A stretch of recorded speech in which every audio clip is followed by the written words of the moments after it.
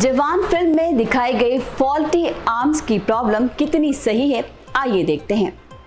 आशा करते हैं आप सब ने जवान फिल्म तो देख ली होगी। अगर नहीं तो इस छोटे से स्पॉइलर के लिए हमें माफ कर दीजिए। जवान की जितनी तारीफ की जाए कम है। आजकल सभी इसकी तारीफ कर रहे हैं।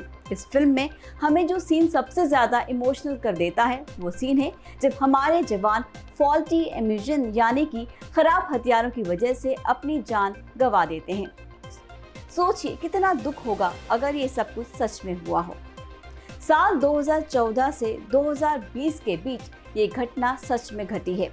आर्मी की रिपोर्ट के अनुसार साल 2014 से 2020 तक यानी कि 6 सालों में क्वालिटी एम्यूनिशन यानी खराब गोला बारूद की वजह से तकरीबन 27 जवानों ने अपनी जान गंवाई और 159 जवानों को सीरियस इंजरीज का सामना करना पड़ा। कई जवान डिसेबिलिटी का शिकार हुए। खराब एम्यूनिशन के डिस्पोजल की वजह से देश को करीब 980 करोड़ का नुकसान भी झेलना पड़ा। पूरा मामला तब सामने आया जब 155 mm की आर्टिलरी गन को टेस्ट करते समय OFP के द्वारा बनाया गया गोला टॉप में ही फट गया। इन 6 साल में 403 एक्सीडेंट हुए, यानी कि हर हफ्ते एक एक्सीडेंट। सबसे पहले तो ये समझते हैं कि क्या है ऑर्डिनेंस फैक्ट्री यानी OFP। OFP 41 फैक्ट्रीज का एक समूह था जिसका काम था आर्मी के लिए पैराशूट से लेके गोला बारूद तक सब कुछ बनाना। इसकी शुरुआत अंग्रेजों ने लगभग आज से 300 साल पहले कलकत्ता से की थी गन पाउडर बनाने के लिए, पर वक्त के साथ साथ ना OFP क्वालिटी दे पाई और ना ही क्वांटिटी। आर्मी की रिक्वायरमेंट्स OFP 40% तक ही पूरी कर पाती थी। क्वालिटी भी वक्त के साथ बदतर होती जा रही थी। इतनी बदतर हुई कि नेपाल जैसे देशों ने इन्हें मुफ्त में लेने से भी इनकार कर दिया था।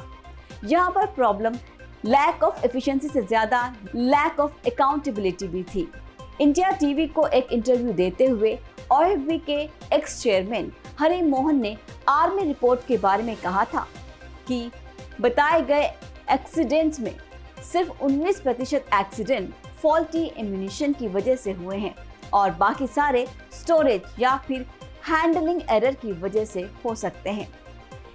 यहाँ ये समझाना बहुत ज़रूरी है कि आर्मी की कोई भी प्रोसीडिंग बहुत सारी प्रोसेस से निकलती है और फिर कोई भी रिपोर्ट बनाई जाती है। ऐसे में सिर्फ 19% कहकर जिम्मेदारी से पीछा छुड़ा लेना कहाँ तक सही है, और वो भी तब जब इससे पहले साल 2000 से लेकर 2016 के बीच बिठाई गई 5 कमेटी का भी यही कहना था कि OFP को कॉर्पोरेटाइज करना चाहिए, जो बहुत जरूरी है। पर इस पर इंडस्ट्री के 70,000 कर्मचारी इस फैसले के सख्त खिलाफ थे।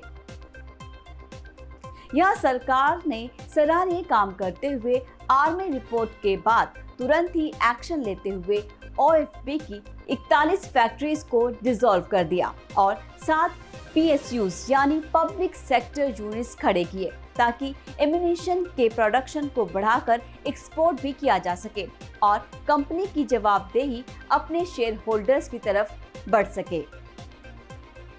और ऐसा हुआ भी।